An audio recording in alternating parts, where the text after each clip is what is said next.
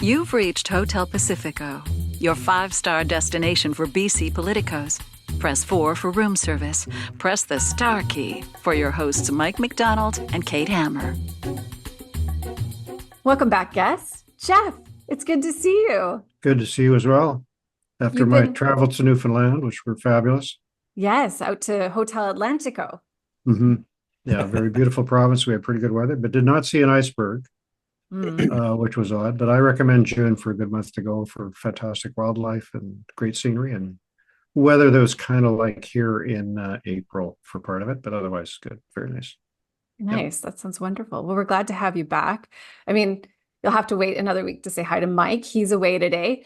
I think he takes this week off every year at this time to reread all his favorites with his Ayn Rand book club that he leads.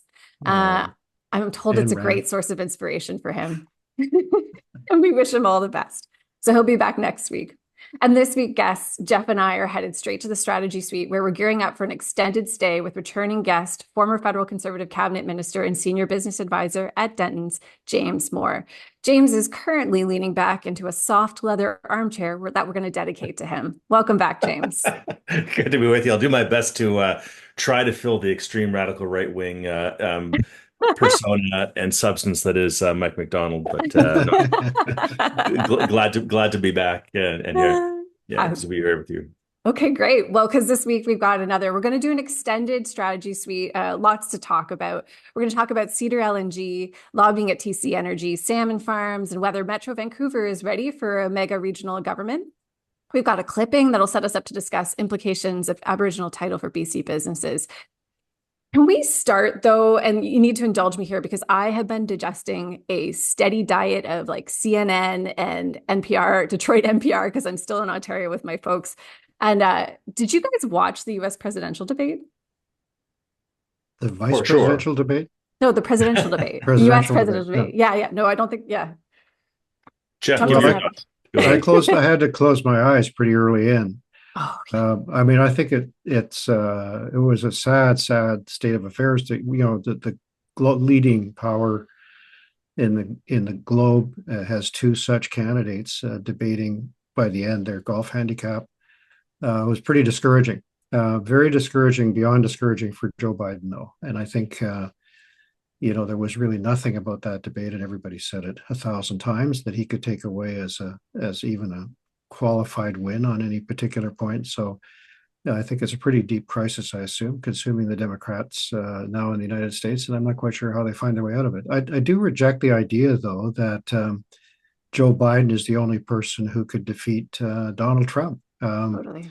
He did defeat Donald Trump, but I'm sure there are others out there, and sometimes a convention process is a good way to find out who those people are. Yeah.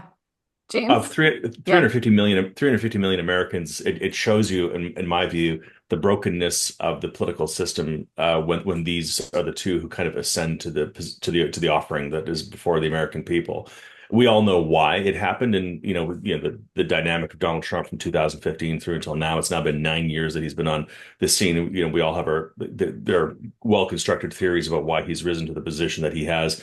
Joe Biden is more of a strategic thing because the Democratic Party is a coalition of interests, and you cobble them together, and just the dynamic of Bernie Sanders and Elizabeth Warren on the hard left, Pete Buttigieg not being quite ready, and sort of Joe Biden being everybody's second or third choice, and he kind of elevated him to the position that he's in because of his stature, et cetera.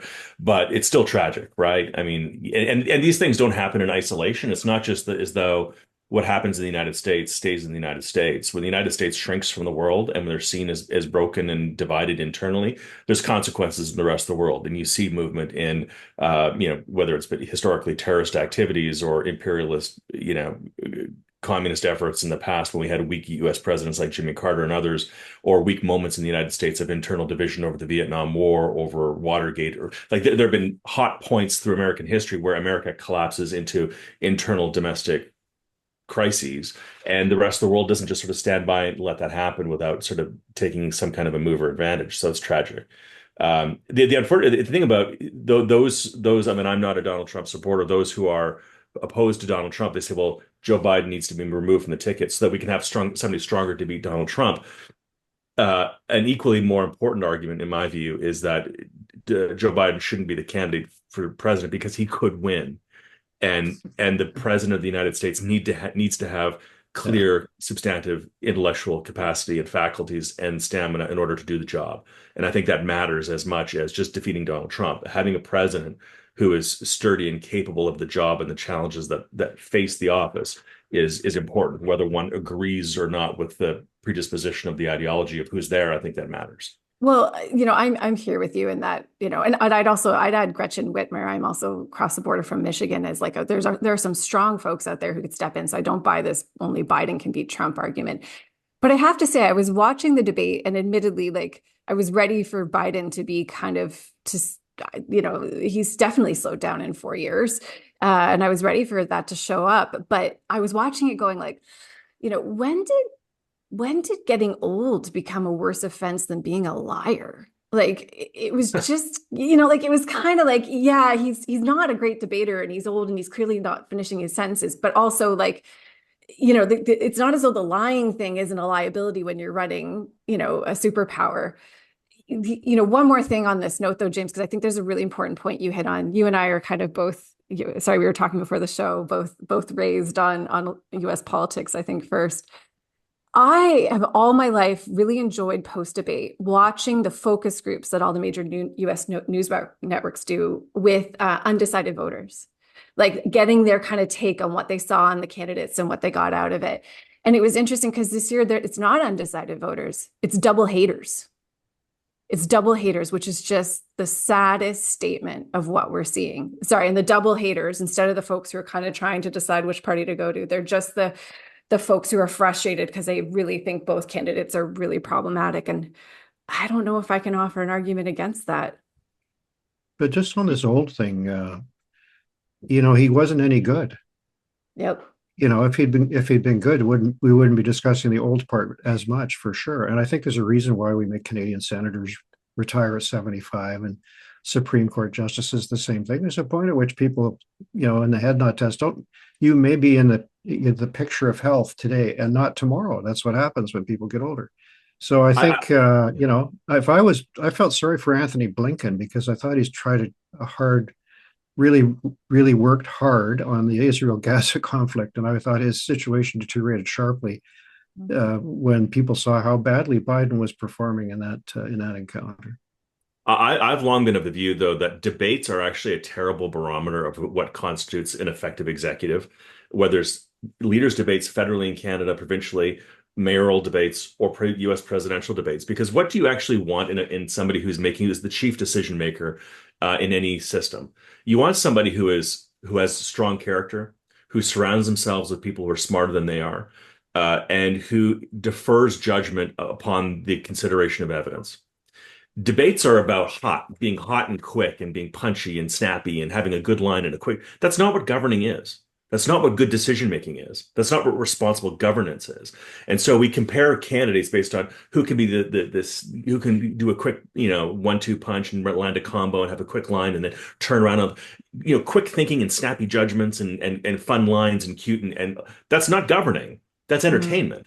Mm-hmm. And maybe it's an insight into somebody's faculties and the quickness of their brain, which is uniquely on display here because the question about Joe Biden's competence relative to his age. So it was insight into that. But draw back, like historically, I've always been of the view that, debates, frankly, it's not a relevant test about whether or not somebody's a competent governor. It's not. Yeah. But we're picking a campaigner too, right, James? It's always the two. It's the ability to lead is partly the ability to inspire and to rouse people and to deflect attacks. That's what you're looking for in a leader, someone who can do that. Agreed. And exercise everything you're talking about. I agree. So therefore, I think leaders' debates within political parties to decide who the candidate for a leader would be to go against the other person to campaign in our, hyper-polarized, et cetera, et cetera. So you want to find out who's got the skills and the tools, who's, nationally, who's more effectively bilingual, who can turn a phrase, who's got a clear substance and can demonstrate that and can have the poise and stuff. So you're sort of choosing a racehorse or a boxer, to go up against the other person's best hitter. Fine. But when now the question comes to who's going to be the CEO of a G7 country, it's a different skill set and the capacity to quickly fight in a debate. It's not. It's interesting, and again, it's an insight into a particular capacity, but it's not relevant to who's actually going to be an effective governor. Well, Mhm. I could talk about this all day. So let's pivot and bring it. No, truly, and let's pivot and bring it back because there's a really interesting parallel to what's going on in Canadian politics right now, and I'll kind of name it as like there's like I can name three examples recently where these sort of kind of major cataclysmic events have led to the calling of asking a leader to step down, and then the sort of chorus of only one man can make that decision. So we have the debate in Biden, and then federally here we have the by-election in St. Paul's and Trudeau.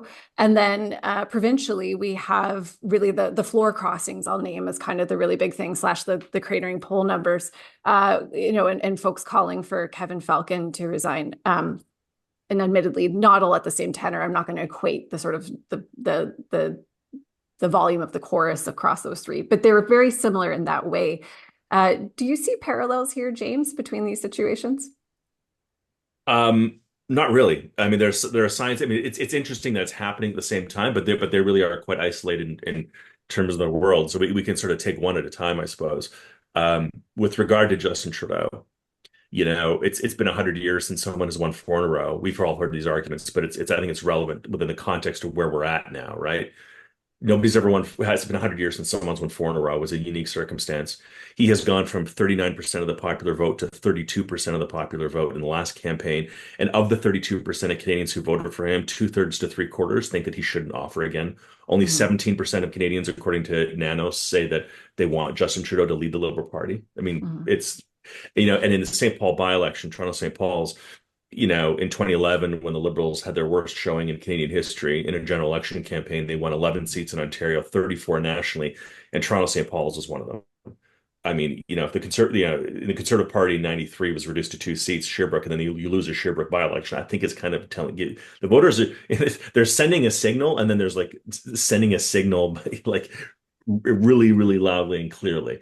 And I think Prime Minister Trudeau sort of saying, well, we're going to listen and double down. We're going to work hard, and we're going to, bring in Mark Carney maybe as an outsider to like. It's over. It's over. But I think And now you see, yeah, like you see Catherine McKenna and others coming out now, and former Remain cabinet long ministers. and yep. Yeah, it's going to be a drip, drip, drip, and it's going to be undignified. And you have to accept reality on reality's terms in politics. But I think, James, what I saw is a question rising about the role of the party in these decisions. Because when a franchise is built around a personality, the way the current federal Liberal organization is built around Justin Trudeau, it's hard. And also, he has a convention mandate. Historically, in some different jurisdictions, the caucus has the ability to take a leader out, but now all a caucus can do is mortally wound somebody. I think of Tom Mulcair in that regard, where it was clear that people really, really wanted him to go, and he really, really liked having the mandate from the NDP membership, which he clung to longer than many people would have liked, but he had the ability to do so.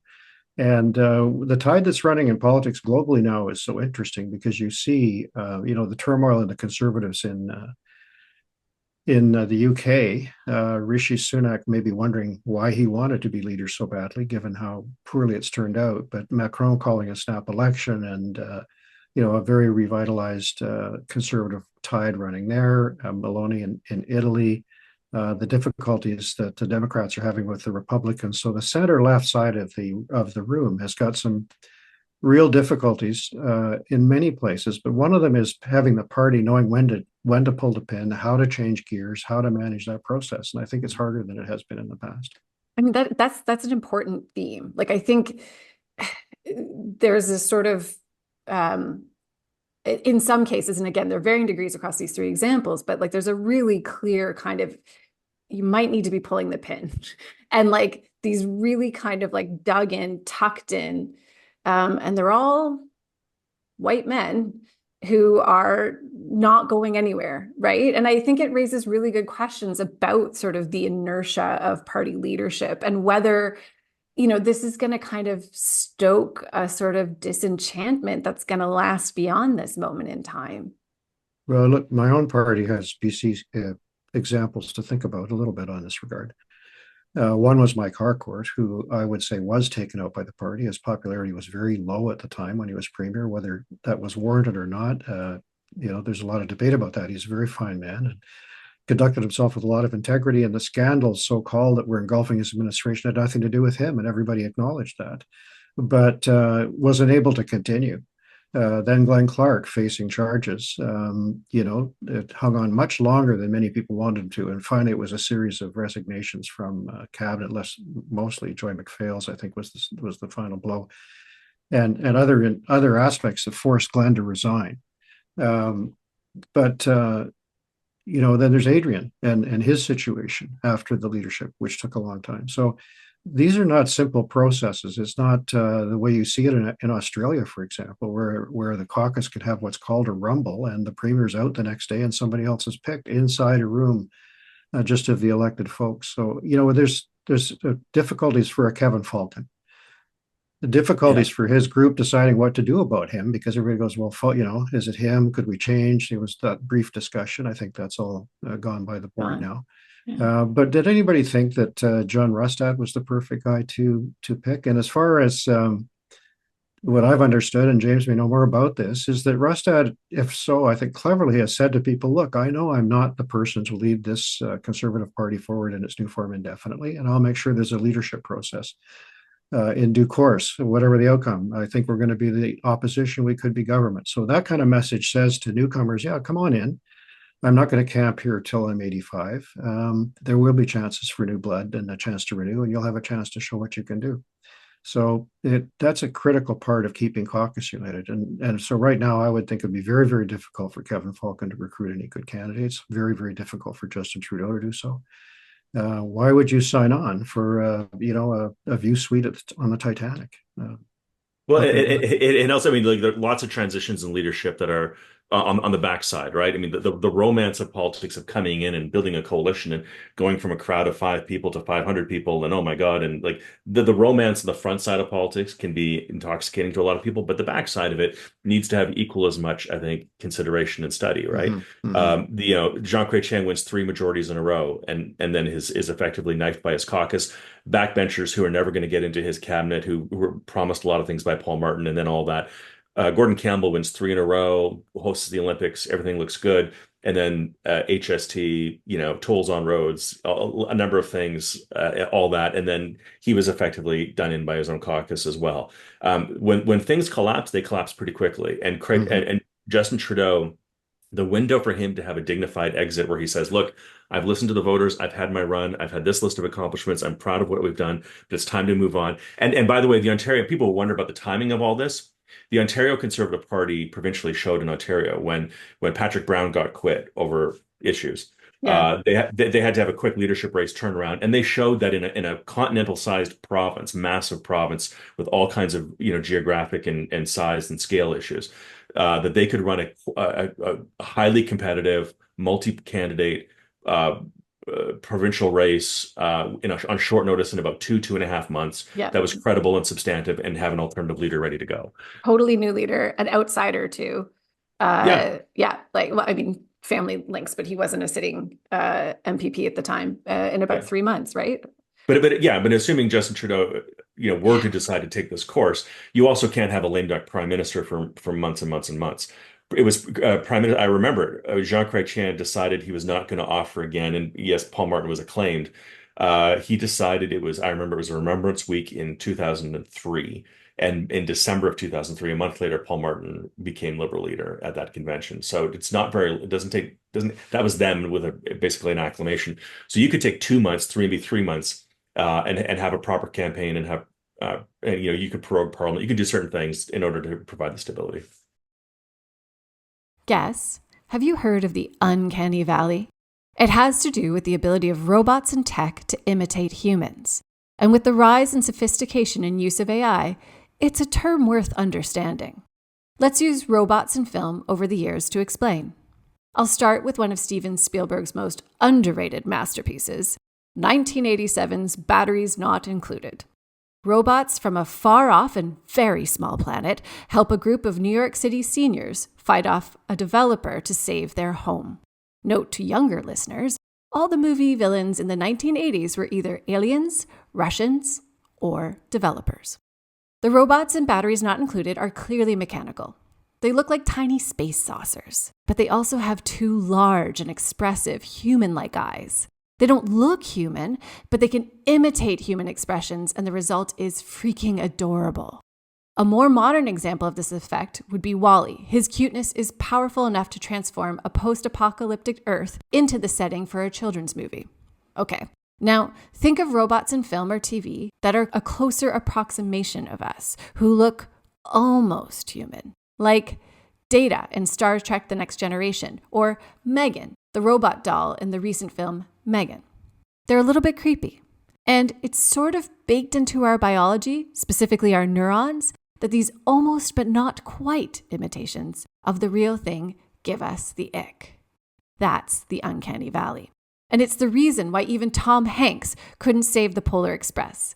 We're hardwired to be turned off by imitations of real things that fall just short of convincing. AI technologies are pushing past the Uncanny Valley, and progress in AI technologies holds a lot of promise. But it also introduces new ethical and moral responsibilities for early adopters and innovators. Presenting sponsor TELUS is a global leader in the responsible and ethical use of AI, and recently made history with its generative AI customer support tool, becoming the first in the world to be internationally certified in privacy by design. TELUS also won the International Outstanding Organization 2023 prize from the Responsible AI Institute in recognition of its commitment to fostering trust and benefiting society. It's also the first telecom company in Canada to sign the Government of Canada's Voluntary Code of Conduct for Generative AI, which aims to ensure the transparent, equitable, and responsible development and deployment of Gen AI technology. And TELUS is upholding its commitment to reconciliation by declaring that it will not use artificial intelligence technology to create or replicate the art or imagery of Indigenous peoples. To learn more about TELUS's AI Art Declaration and future opportunities to have your voice heard on responsible AI, visit TELUS.com/responsible AI declaration. And to learn more about TELUS's commitment to reconciliation and to read the 2023 Indigenous Reconciliation and Connectivity Report, visit TELUS.com/reconciliation. It seems like the die is cast here in BC. And speaking with idioms and turns of phrase and metaphors, I think it is worth saying, like, as we kind of head into the summer season, like, let's step back a little bit and look at what's going on this summer, because it can feel a little bit like the calm before the storm. Is this a moment, Geoff, where the government in particular gets to take a breath? Well, one reason they can do so, which I'm really relieved about, and I talked about this on the show before, is there has not been a terrible wildfire season as yet. The warnings were dire, and they were brought forward by very dispassionate people. So we had the situation at Fort Nelson with evacuations, which were managed without loss of life or property. Thank God BC manages to get through each of these fire seasons so far without loss of life to a large degree. We lost firefighters last year. But that was a big, big problem that was confronting the government, and they talked a lot about the people they were mobilizing in that regard, and the planes and all that kind of stuff. So yes, that's one thing they can do. The EB team did not have a great session. We've talked about that before too. So the fact that the legislature ended was a relief. It meant there was no more question period, and they now are in a parental leave phase in the run-up to the election, where the premier and his wife have had a third child, which is great, and he's taken a couple of weeks off. So I think there is a bit of a breathing period here for the NDP. I just will say before I turn it back over to you and James, is that really the premier can be very satisfied with the way things look at the moment, notwithstanding some of the deterioration in his party polling. His personal approvals are good. They've recruited some really excellent candidates for the vacancies that arose. So they have a global news person running in Sunshine Coast, Randy Neal. They have Catherine Holt, who I think will be the candidate in Oak Bay. She's formerly head of the Chamber of Commerce and an experienced public servant in the past. Seem to have got a very talented Indigenous woman running in North Coast. So that's really good news. The nominations seem to be going well. Fundraising is excellent. They announced today they've had their best quarter in history in the last quarter, and their best day in history, which was all money 100% dedicated to constituencies. So as he gets ready for this run to the finish line, they're well funded. The Green Party seems to be in disarray. The right-hand side is in the condition that we've just talked about. Looks pretty good. These things can go south awfully fast, but Yeah, let's he can timestamp get this going. episode very clearly. Yeah, yeah. I was really like, but it's true. And by the way, I don't disagree with what you described, Geoff. We forget, but I think it's important to remind us two things. Like whenever we have these conversations with people beyond this podcast and elsewhere, one is we have a parliamentary model of governing, but we have presidential style politics, right? So you have Trudeau versus Harper versus Mulcair. You have Trudeau versus Polyev and all. So all the cameras and then all of that and the dialogue with sort of in an everyday context is always who are you going to vote for, and you insert leader as much as you put in party. It used to not be quite so heavily weighted, but now it's clearly weighted that way, and that's partly an American influence, partly an influence of the way our media is, which you can only point the camera at one person or one personality, and the way in which parties use leaders to emphasize generational change or policies, specificity or what have you. So we have parliamentary system, but presidential style politics. We focus on leaders. So therefore, second thing is what helps David Eby is the fact that he is polling ahead of his party. And anytime a leader is ahead of the party, that's good. Whenever a leader is clearly a drag in the party, obviously bad. That was true of Andrew Scheer. That is true of Justin Trudeau. It was true of Gordon Campbell before he left, which is part of the reason why, in my view, Justin Trudeau needs to go for Liberals to have any shot if that's obviously their aspiration. So of the leaders, I think John Rustad is still broadly unknown. He is a credible leader. He's a former cabinet minister, multiple portfolios. The brand, though, is popped and is doing well nationally, and it's dragging up the provincial party. But David Eby, as a brand, personally, is ahead of the party. But the party and the leader are still relatively soft. They're still in the high 30s, mid 30s. And with frankly not a particularly energized, organized, or competent opposition, the softness of the NDP says that they're going to be in real trouble, perhaps in the next cycle, or even this year, if things were to congeal around a brand and a leader in a way that is unexpected, and if the NDP take it for granted. Yeah. Okay. So I'm going to say where we calm before the storm. We'll stick with that metaphor. Government looking good, but there's some rakes in the garden that can be stepped on along the way. And I'll name one like that I think came up recently, staying in BC, that could have been a rake, but seems to have gone through pretty smoothly. And I'm talking about the green light for the final investment decision for Cedar LNG. It's the majority-owned Haisla Nation partnership with Pembina. The project already has regulatory approvals and a deal with Coastal GasLink Pipeline, which puts the Kitimat facility on track to be in full service for late 2028. It was interesting with this one. I mean, I think this is, the Wet'suwet'en are still opposed. And there's still sort of an environmental wing, I think, of the NDP who might be sort of looking for a bit more assurance from the NDP that that's still a focus for them. That said, David Eby seemed to stand behind this one and feel like it was a good example of economic reconciliation. Do you see any sort of potential pitfalls on this one going forward, or challenges, James? As it relates to politics, not necessarily. I mean, Geoff can speak more acutely about that part of the province and the divisions that exist up there. But the clarity of the provincial government in favor of this project, the clarity of the Haisla Nation in favor of this, etc., is all, I think, very, very positive. But it's a reminder of a couple of things. One is that when people talk about Indigenous collaboration with a particular project, there's almost, as with any other community, and it's amazing how the rhetoric gets sort of blown and torqued so often, is that there's never unanimity, and there will always be division, and there'll be division now, division in the future, and it may look different, right? Between different communities, different nations, people within those communities, within those nations, between elected and hereditary chiefs. Like it's complicated. And then beyond this, should this project continue to have approval and continue to move forward, and it's a relatively, certainly for that area, it's a large CapEx project. I think it's a $4 billion build, and then the ongoing, like it'll be transformative in a lot of ways for Kitimat in a very positive way, in my view. But then other people will say, well, this therefore shows what can be done elsewhere.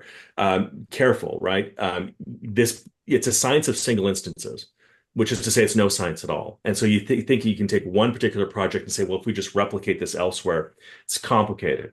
It would be nice And I think there are certainly some lessons that can be shown about cooperation, about reconciliation, about economic benefit, about self-determination, and all these things that are great themes and thematics that can be drawn from for other projects elsewhere in the province and in Western Canada and the country. But it's taken a very long time to get here with a lot of division, and there'll be division on an ongoing basis. So I think it's good news. I think it's positive news. But I think people ought not hyperinflate what this will mean in terms of fluidity of an Indigenous partnership process for all projects in the future, that they all require work and they all require formulas that make sense.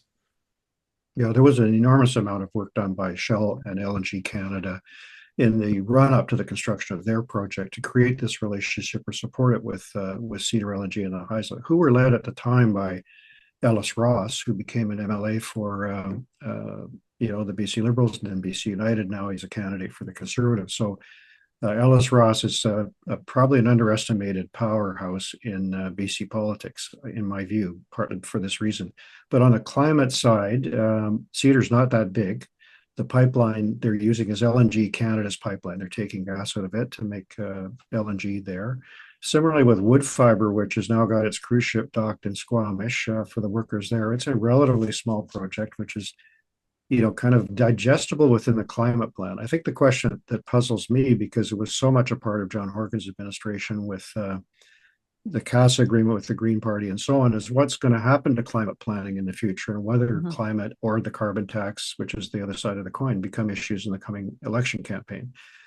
Because the government has agreed that another very, very large project called Silas Sims, which is going to end in Niska territory up north, can go ahead. And TC Energy, who we may talk about later, has started construction under one of their permits, which is they have to do or lose the permit. It's a permit that they've had extended once. So they started a bit of construction on Niska territory to safeguard that permit. So another whole project, which is of the size and significance of LNG Canada, which has a second phase to build as well, is kind of been told, yeah, in principle, we're going to let you into the process, which I don't think is going to be possible within the current Clean BC emission reduction targets, if anybody still cares about those. And so James, reflecting a little bit on the environmental wing, I'm curious to know what role, and I can't tell what role, environmental issues are going to play in the coming campaign. They were very front and center a couple of years ago. There's clearly a dynamic change happening here with regard to that whole conversation. So we'll see.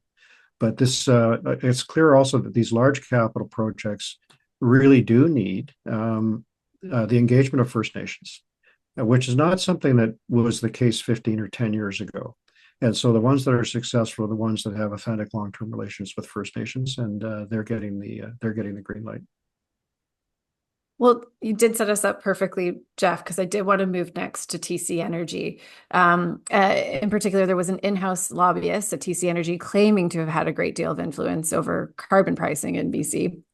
So much so that Attorney General Nikki Sharma has launched a probe into his lobbying activity after recording of the former NDP staffer bragging about his ability to influence the EB government in briefing notes and amidst the produce aisles of Costco. That was leaked. So all of us here have lobbied and been lobbied. I'm wondering, what it felt like to both of you to hear the way, I think his name's Liam Iliff, the way he was describing his influence. James? Toxic on a number of, self-evidently, right? But I have apparently, this was told to me by my former chief of staff. There's, of course, the lobbyist registrar in Ottawa. I had the record of being the most lobbied cabinet minister in Canadian history. Now, Minister Freeland, I think, maybe has taken that over, given the hats that she's worn and then after negotiations and all that.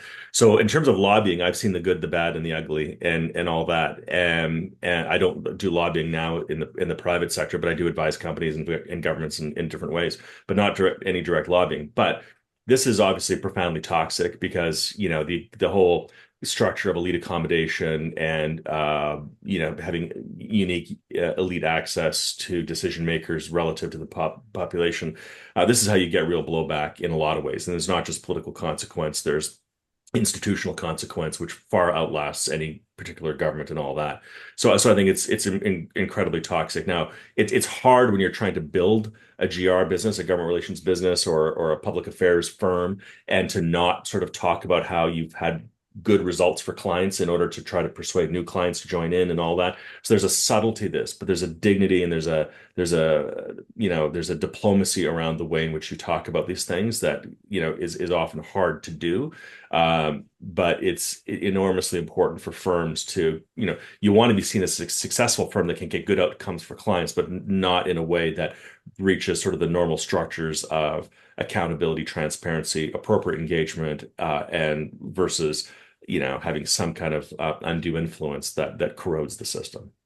Well, yeah, and Well, he took your job, I think, Geoff. I think he no, took well, your job title. there's nothing I can add to what Liam Iliff said he did and did not do, and some of the things he said he did in the tape. Apparently, he now agrees never happened, and so it's a real mess. But solved by the fact that he no longer is with the company, and there's an investigation ongoing. But I don't think it represents, and I don't do direct lobbying either.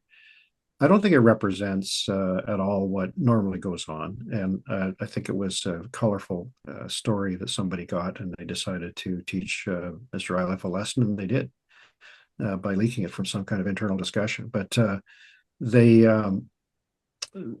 a role for, there's a need actually, or a requirement for various interests, including trade unions and daycare coalitions and the federal level, people who want peace in the world and so on, to bring their views to government and be heard. And there's a process for regulating how that happens. And the nature of that can be kind of useless. And I found often, I try to minimize my time with people who are doing that kind of thing.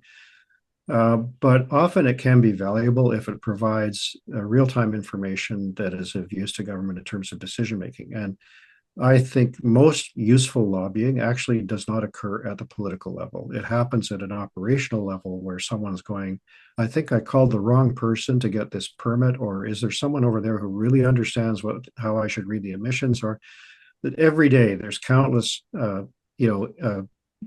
would say innocuous interactions between people, which count as lobbying. Someone saying, look, I'd like to get my project going. How can I do it?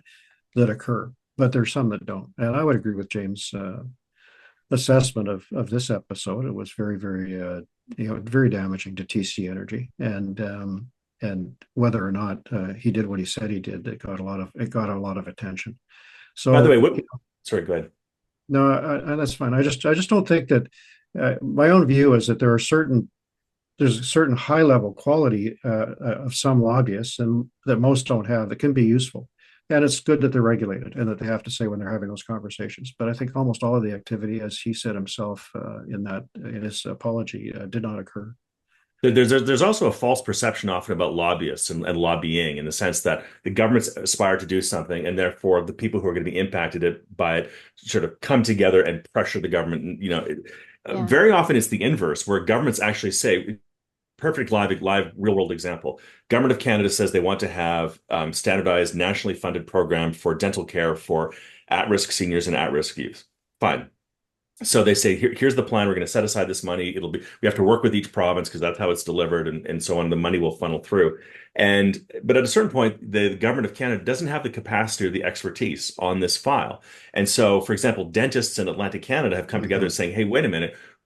I know you want to do this. It's complicated, though, because if you're only going to provide, for example, $500 or $1,000 for a patient to get their teeth fixed, they lay back in the chair, open their mouths. I look in their mouths and I see $5,000 worth of work. Where does the other $4,000 come from? Are we going to fix one tooth while they have three others next to it that need work? Like, how does this actually work? And the government says, yes, well, this is kind of complicated, isn't it? And the dentists say, yeah, it's really complicated because an at-risk child, they lay down in my chair and they come with $1,000 voucher from the government of Canada to relieve some pain in their mouth. And I see $5,000 worth of work. What's the plan there? Like, what do we do? And the government says, well, we need to fix this. And so let's work together to find. And so that's also government relations. That's also lobbying, to try to land a policy outcome that makes sense, right? And to have rationality go along with the aspirations of governments to do big and heady things. No, I think that's important. Yeah, that's exactly my worry. So I'll jump in, Geoff, because I do a lot of work with the nonprofit sector, and I always have this worry that I think, because we have pretty stringent lobbying rules and lobby registry here in BC with a 0 hour threshold of which you become a lobbyist. And part of my concern is some of what happens is some of the folks who want to just influence better policy, who just have like good on the ground information that can help really inform better outcomes for British Columbians and for Canadians. There's a bit of a freeze sometimes because they're intimidated by that process, and they're intimidated by what it means to be. And they're like, I'm not a lobbyist, and they get really alarmed by it. And then on the flip side, you have actual lobbyists, well-compensated in-house lobbyists with a ton of expertise, sort of. I'm going to say in this case, it seems like he was flouting the rules because he should have been under a screen, actually, because he was within 2 years of being a public office holder. And so I worry that there's a loss here in how people understand what lobbyists are and what they can do. Well, I wasn't helped by the last episode. No. And look, and maybe to put a bookend on this chapter of our conversation today, this area of public policy has been an ongoing source of, and particularly in British Columbia, it's relatively new because of the end of corporate and union donations to political parties. So therefore, you have that, and so there's a kind of the influence has been opened up in I think a healthy way, which is good. However, about 40% of the Canadian economy constitutes government, federal, provincial, municipal, territorial, regional, Indigenous, like governments combined together constitutes about 40% of the Canadian economy. And that's not even speaking to the regulatory reach and the burden and all that. So if you're going to do business in Canada, you really do need to have people either on your staff or associations or GR experts who are helping you through the size, scope, and scale of government and its influence over the economy, because you have to understand that if you're going to be properly functioning. And so therefore, these kinds of engagements, loose and defined and all that, are going to become even more, as government grows, those who understand government and can profit off of it are going to become even more and more valuable. Right. Yeah, I mean, a discussion for another day, but picking up too on where we started, I often have conversations with other folks who work in GR about like, what are good KPIs on GR? I have to say it is one of those things when you're working with someone on an objective and explaining how realistic something is or isn't, or, how you measure success is a good discussion for another day, I think. So we'll move this along. I do want to say this is related and in the vein of economic reconciliation. And I hate to talk about this with Mike not here, because we got into it a bit last week and he seems to have some thoughts and really keen to talk about it. But the decision by the federal government to extend the deadline to end open net salmon farming, they've extended it from 2025 to 2029, or 2024 to 2029. The move was called out with expletives by William Shatner and other celebrities in a video produced by a production company started by Ryan Reynolds. A variety of different, again, to your point, James, kind of different reactions from different Indigenous groups. But the Coalition of First Nations for Finfish Stewardship called it a, quote, classic example of rich, elite, removed urban white men overriding the wishes of vulnerable Indigenous communities. So I suspect the federal Liberals put this, we're trying to throw a bone here somewhere, maybe to industry and maybe some BC voters, but it seems like, did they end up pissing off everyone, James? Yeah, and it's a small circle of people that they have left to still piss off. Certainly in British Columbia, right? Like, it's what it is. I mean, I'm one who believes, this is going to be easy to say, but surely we can have some kind of consensus around the science of this, right? About open net versus on land versus water versus, like, surely we can not have, race and Indigenous issues and all that be layered on top of what should be a pretty objective based public policy issue, which is habitat, species management, economic interests, and aligning clarity on what the science is telling us about aquaculture in British Columbia off the West Coast, and align those facts relative to the economic opportunity and risk associated with it, and then create a hierarchy of priorities, and then let the voters decide with clear consensus around what the facts are, where people can say, these are the relative risks, this is what we know, these are the relative opportunities, and then you hedge your risk against your opportunity, and then voters decide and give us some guidance. In this area of the province, by the way, people are very literate and engaged in this issue in this area. So I think we can have a reasonable conversation about this, separate from sort of pure, straight election campaign politics, because there aren't enough seats that are influenced by this policy issue, but there are a lot of minds that are influenced by this if the heat of this gets so torqued up in a way that's really unhelpful. I don't want to see habitat, and I don't want to see species be endangered by overheated rhetoric. And I don't want to see the economics of this be thrown out the window because of the overheated rhetoric of appealing to people outside of this region in a way that is totally inflammatory. So I'm just hopeful that reasonable people can find accommodation on an appropriate objective policy based on facts. And I think we can get there. Well, Agree, this is Geoff? Yeah. well. Can we get there? I've always early in my career was very opposed to salmon farming and thought we should focus on wild salmon. Different decisions were made. And ultimately, a pretty significant industry developed, which was supporting hundreds and hundreds of jobs in an area that had none, basically, many of which were held by Indigenous women. So when I wound up later in life working in the Horgan administration, we had a campaign commitment to deal with the leases on a base of consent, because that was the part of the jurisdiction the province had, was where the farm would actually be located. And we got a deal with the industry that it embraced to dramatically reduce the number of farms and change the tenures around. And what was left was some much more tricky and more difficult decisions around the Discovery Islands. Now, without getting into the weeds of this, I will just say that this is a case where I think you see the federal government, which so seldom actually delivers services directly, maybe military services, immigration services, some frontline stuff at airports. And here the DFO is dealing directly on the ground with something that would normally be a provincial sort of issue. And they're dealing with it on two coasts, because there's a lot of salmon farming on the east coast, very significant there for some communities, particularly New Brunswick, which is where Dominic LeBlanc lives, and he's very interested in this whole issue too. So the fisheries minister's got those problems. The BC Liberal Caucus, Federal Liberal Caucus, decided to promise to eliminate salmon farms on the West Coast, which came as a bolt from the blue, and certainly was a shock to the Department of Fisheries and Oceans, which had been diligently insisting all along that the science did not support the elimination of salmon farms. In fact, almost 48 hours after DFO scientifically said, no, we don't see any problem here, the government at the political level said, no, well, we're going to go ahead anyway because we said we would. And they have struggled with it ever since, and have turned what was a difficult issue into a real bleeder for them. Because once the consent issue arose, well, would you, we're not, the position we took was we're not going to have a salmon farm where a First Nation is very, very opposed to it. And we were able to achieve that. There are a bunch of communities that are very committed to salmon farming, Indigenous communities, who are saying, we want the farms. And now Ottawa was going to say very quickly, no, you can't have them. So what's happened now is a classic, kick it back down the field for another 5 years. Yeah. A process that was supposed to be over 5 years ago is now going to not be ending for another 5 years. Yeah. And a lot of uncertainty has been caused. I would say that the Conservatives might have won North Island anyway, probably would have. But it was absolutely guaranteed to them by the mishandling of the fish farming issue, which was a complete own goal, as far as I'm concerned, by the federal government.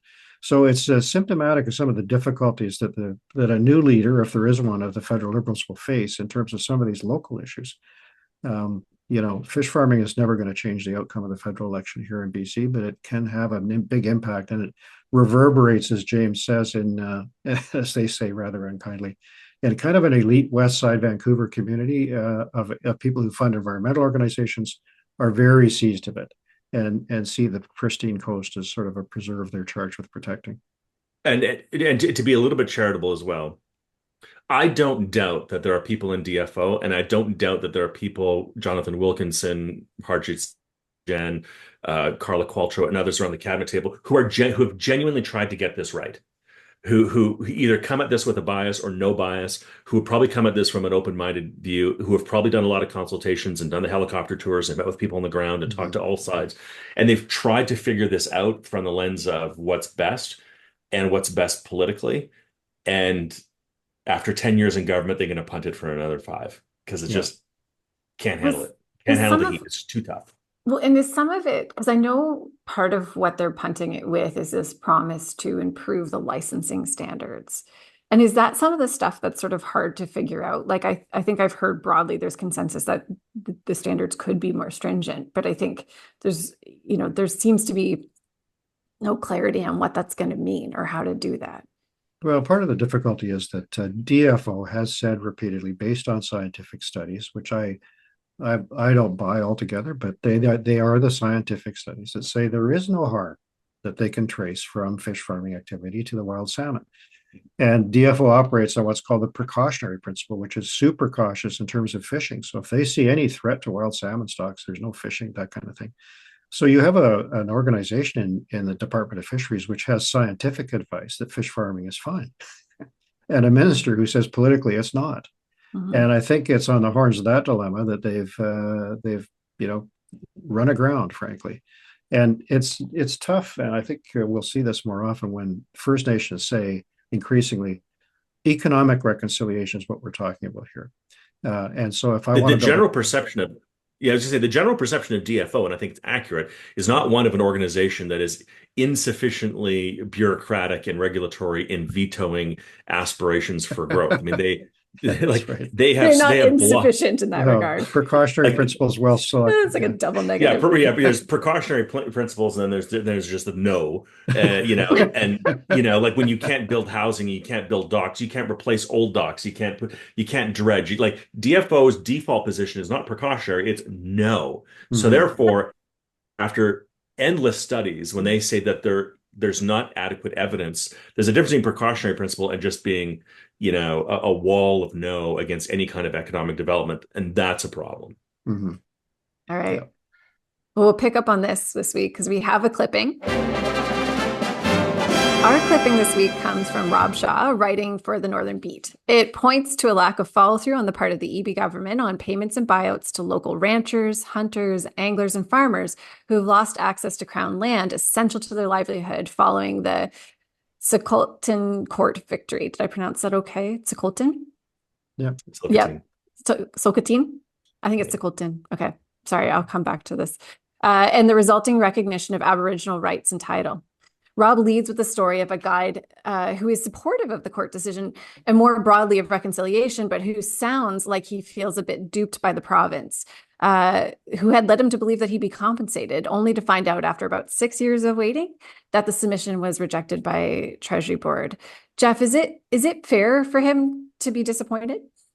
Well, if I believe, which I do, I have no reason not to, his statements that he was assured by various cabinet ministers that he would receive compensation, then I can understand his frustration. But I think James will agree that this issue of what happens to private property or private interests in the adoption of broader support for Indigenous rights and title could be a core issue of the coming election campaign here for a whole set of reasons. But this one is interesting to me, and I can't cast a lot of light on it beyond what you've just said, because they refer constantly to a decision of Treasury Board officials.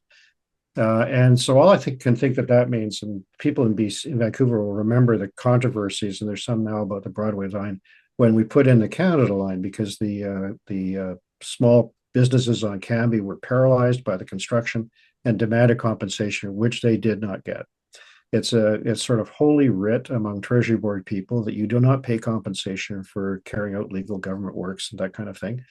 And I suspect what happened here, although I don't know it, is that Treasury Board people said, well, you cabinet ministers may have said what you said, but you were wrong to do so because we are not compensating people for a court decision that impacts on their private rights. And I think that this is going to be a tricky one to sort through because it doesn't pass a head nod test for a lot of folks. That if I was working under one regime legitimately and had obeyed all the rules and then the rules changed, that I should just hit the road, that's a controversial proposition. So I think it's an interesting one, and I'm not exactly sure how the Treasury Board officials got to make that decision and how it was executed, but that's what I think is going on. Yeah, James? Promises. Yeah, promises made, promises kept. Right, is what politicians want to run on. But when you make rhetorical promises in the hopes of smoothing things over, and I do think, and Geoff, your first point was the most, I think, really the most important one, right? Which is that this could have some kerosene thrown on it in a political campaign, particularly when in current dynamic of the next 3-4 months is that it looks like the next election campaign is a primary between the Conservatives and BC United on who's the Conservative Party.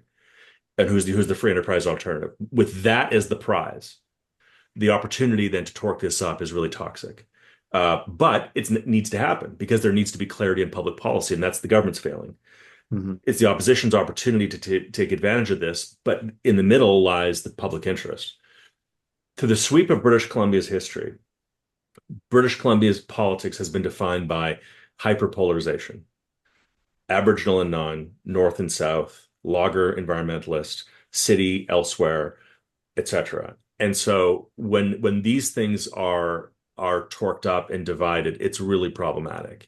And we've survived as a province when the government is seen as the agent of smoothing the gaps, not of widening the gaps. And whether it's by accident or by decree, when politicians and or governments are seen as forcing the gap wider, the public wants to walk away. The government is at risk here of being seen to be creating that greater divide. And I think it's an appropriate and reasonable accusation. And the government needs to figure this out, particularly, frankly, when there's a racial component layered on top of it, that it has the potential of spinning out of control in a really toxic way. And then you'll have, frankly, guys in a bar in Burnaby arguing about what's happening up there and what those people did to those people. And that's really bad.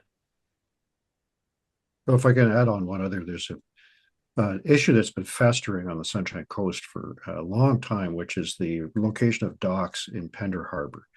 And the reason that that's important is that the Sechelt First Nation never had a concern with the existing marinas and so on, but increasingly people with foreshore are building docks out over shallows that were used for clam gathering and so on. And so the Indigenous frustration with this is not irrelevant. They were able to coexist for, the better part of a century with lots of commercial activity in the harbor. But they've now got to a point where a lot of those docks are non-compliant, and what happens to them is a big question. So these are issues that the average person can grasp really easily.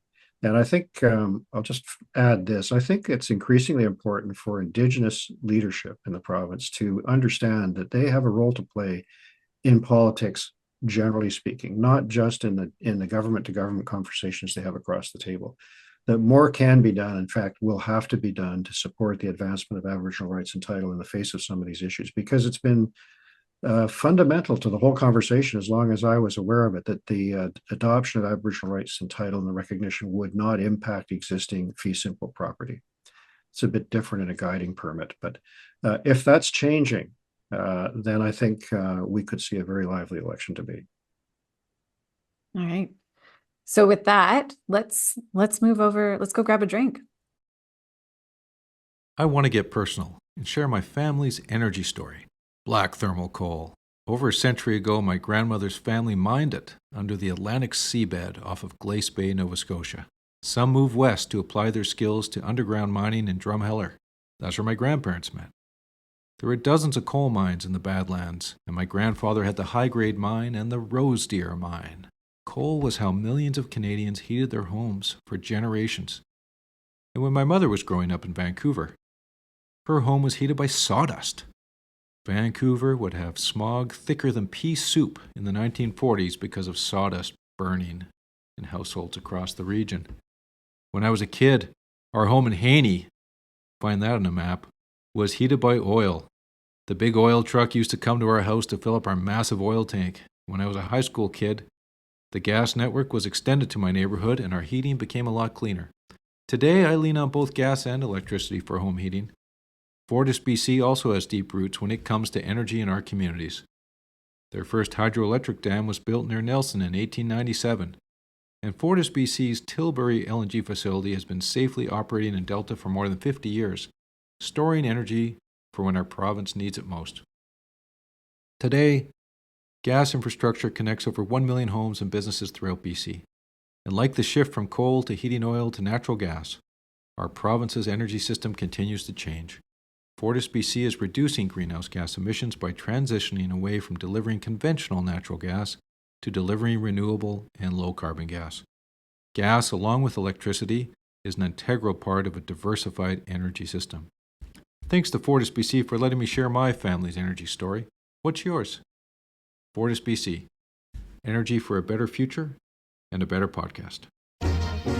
Let's raise a glass or take a shot. Time to raid the minibar. So James, I want to start with you, but I want to offer something. We've invited a few folks back to the minibar now. We've had a couple of guests back there, and every single guest, when we've invited them to raise a glass or take a shot, has asked to do both. And I'm curious, have you brought both today? I did. One is more serious, one's more light. But I didn't know Yeah. which you would prefer. I can do. Go for it. Am I okay to do that? I don't know. I think, Geoff, we could let the guests do too. Yeah, Does that seem absolutely, fair? Yeah, let's do it. Go for it, James. Okay. So the shot, which is the bad one, and the other one is more light. The shot, which is the bad one, is to Jill Biden, Dr. Jill Biden. When you're in public life, you're surrounded by great people, grifters, bad people, inspirational people, and all that. But at the core, you're surrounded by a couple of people who really look out for your interest and your personal best interest outside of the country, outside of the politics. And I think that it was awful that Joe Biden and the people closest to him didn't protect him from the nastiness, the indignity, and the forever memes and laughter and nastiness that he has now been exposed to because the people closest to him didn't protect him from allowing him to offer himself for re-election in a time when he clearly doesn't have the capacity. So the shot is to Jill Biden for not showing her husband the support that he truly needed, which is to give him the proper advice. That's the shot. The raising the glass, the positive one, or not positive one, but is this. My beloved Vancouver Canucks had free agency. The free agent market just happened, and they signed a lot of players. I think overall they're a better team. But I want to raise a glass to my second favorite Canuck from this past season, Nikita Zadorov, Big Z, who is now off to the Boston Bruins. I want to raise a glass to him for his incredible contributions to the Vancouver Canucks, for making my son cheer for Nikita Zadorov, and for the great playoff contribution that he made to the team last year. We wish him well in Boston. And so a raise of the glass to the Vancouver Canucks, and particularly for doing well in free agency, but to Nikita Zadorov. And we wish him well on his trip now to Boston. Fantastic. Classy. Geoff. Well, I didn't think too hard about it. Those are good ones, James. Yeah. I'm going to raise a cautionary glass. I guess make Jagmeet Singh pick up the tab rather than a shot, but that it's a partial toast to Naheed Nenshi, who swept into that huge win over the Alberta NDP, but is posing a question which I'm not sure Jagmeet Singh is ready for, which is, should there be a link organizationally between the federal wing and the provincial wings of the NDP? And I can see both sides of that argument, but I think it's one that Jagmeet is going to have to face quite quickly and more forcefully than he has up till now. The bell was just rung by Naheed Nenshi last week saying, I was very serious and I'm going to deal with it quickly. I think it will have a big impact. And we've seen how it can cut both ways. I mean, everybody agrees that John Rustad is getting some wind in his sails because Pierre Poilievre is getting a lot of support.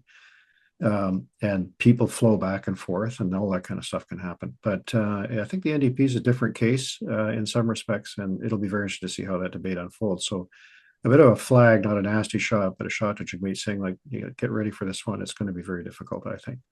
But I will raise a glass because I don't think I have before, but I will now because he's leaving politics. And that's to Adam Olsen, who I got to know when I was working for John Horgan, and Adam was one of the members of the Green Party caucus and now decided to step back from politics. And I always did feel, even though he really got under my skin sometimes, which was his job, that he was there for all of the best reasons and certainly did a terrific job at working hard, not just for his constituency, but for the Green Party. And in many respects, he is the face of the Green Party. He's been a consistent figure there who's been up in question period time after time, does a lot of media relations and so on. So I think he will be missed, and I wish him well. So that's my toast.